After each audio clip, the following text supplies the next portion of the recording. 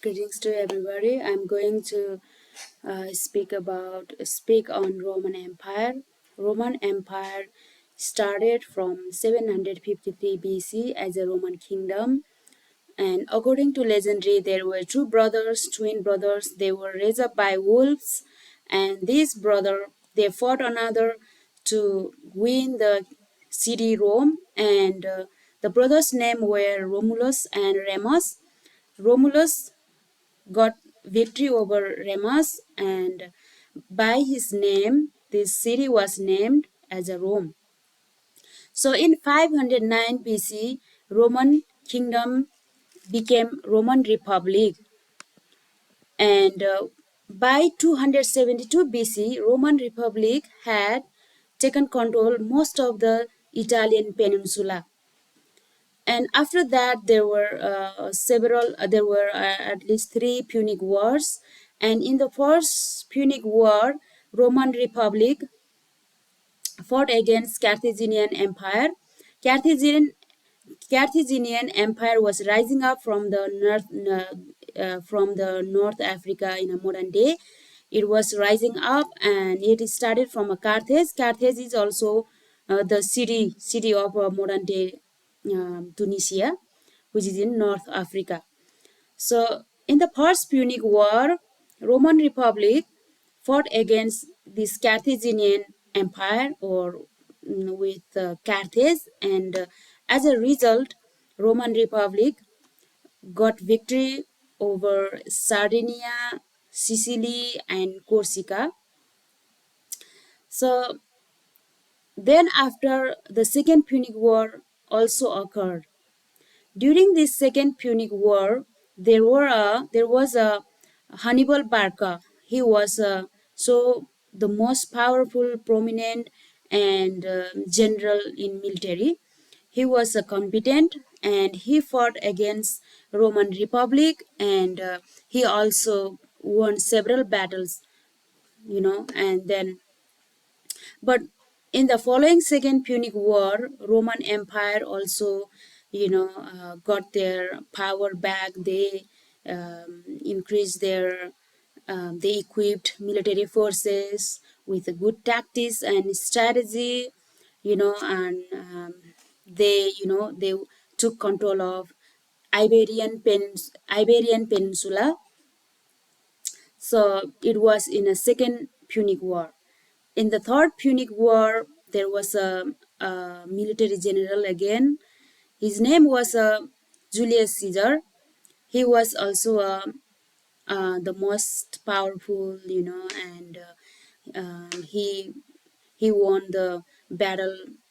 He won the battle of Gallic territories.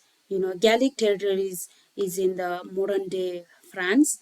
He also helped or contributed Roman Republic to get the more territories into the hand of Roman Republic. He also helped transitioning Roman Republic into Roman Empire. So it was a Julius Caesar. And in the Third Punic War, Julius Caesar was the prominent ruler or statesman, and also at the same time, Roman Republic also fought against Carthage. So Carthage, sorry, Carthage. As I already mentioned, that Carthage is the modern day city of modern day Tunisia, and when Roman Republic fought against Carthage, they took control of Carthage. So in the Third Punic War, Carthaginian Empire is also completely failed. So the Carthaginian Empire could not exist anymore. So in this way, in the Third Punic War, and Carthaginian Empire also collapsed, and also with Julius Caesar's contribution, they also got so many territories, Gallic territories of modern day France. In this way, Julius Caesar and helped the Roman Republic to expand and to gain more states or territories. So Another significant contribution of Julius Caesar was initiating or facilitating the transition from Roman Republic to the Roman Empire, as I just mentioned just a minute ago. Yeah, and then the Roman Republic transitioned to the Roman Empire in 27 BC, when the Augustus became the first emperor. In 27 BC, Augustus he declared Roman Empire from the Roman Republic. So he is the head and he is the first emperor who declared the Roman Empire. And also Augustus he also helped maintaining peace and stability of Roman Empire, and this is how Roman Empire flourished and thrived. And and another crucial emperor, the Great, who was Constantine. Constantine was a powerful and the great emperor. He traveled to um, Byzantine and he renamed Constantinople by its original name, Byzantine. So Byzantine is the modern day Turkish city, and this Constantine the Great Emperor, he himself converted into Christianity, and he established Constantinople, and he also decriminalized and endorsed Christianity. Few years later, there were Theodosius I, and during his time period, Theodosius I, he declared officially the Christian religion, the religion of Roman Empire in 380 AD.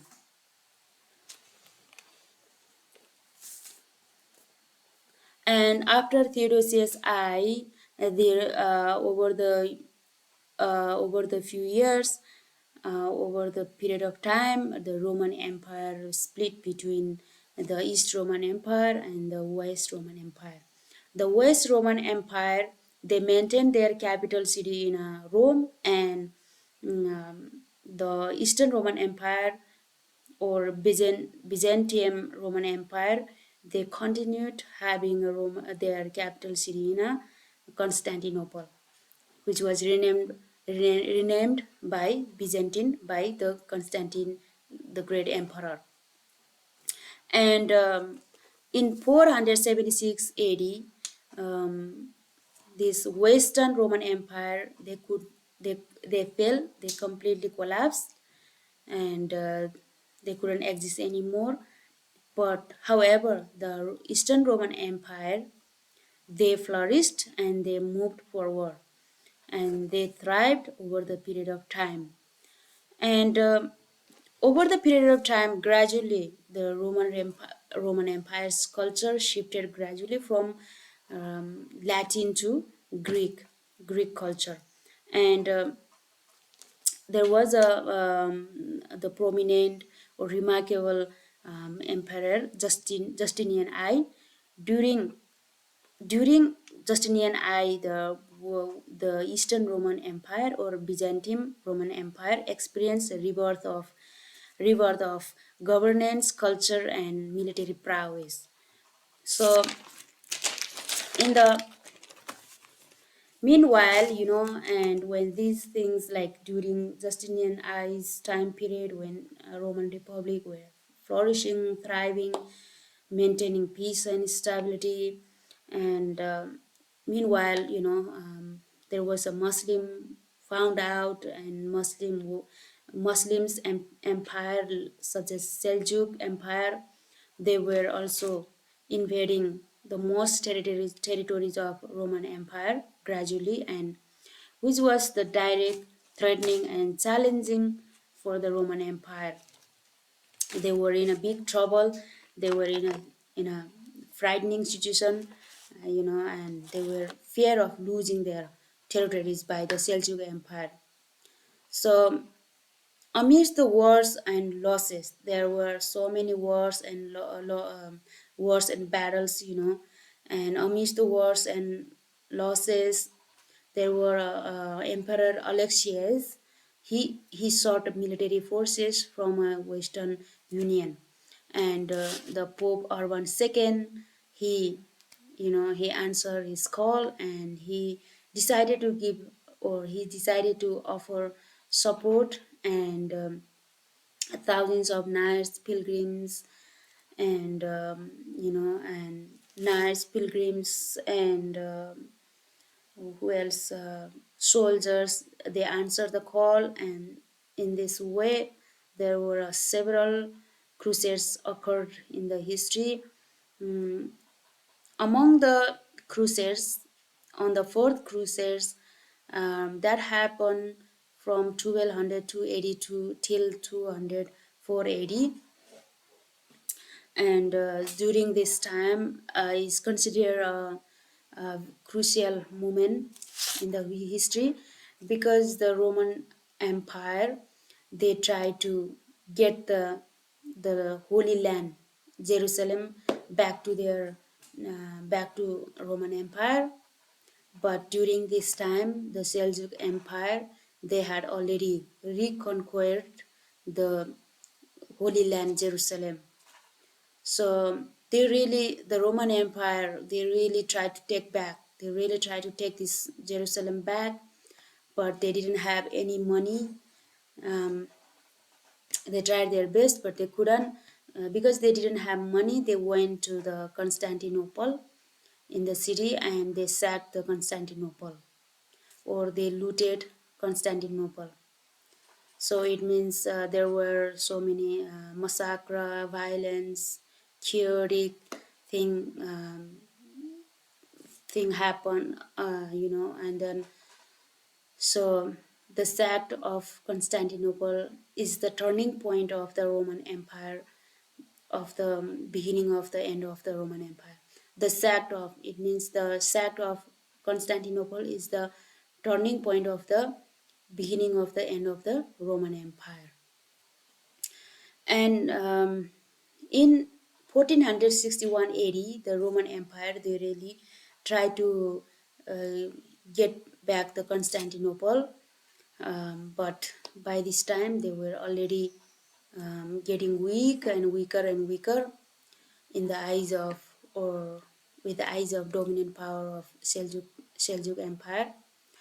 And by 1453 AD, and Roman Empire had a tiny colonies left, um, but they were getting they were declining gradually. They were declining. They were almost near the collapse. Um, Meanwhile, there were a Seljuk Empire, but also Seljuk Empire also could no more exist.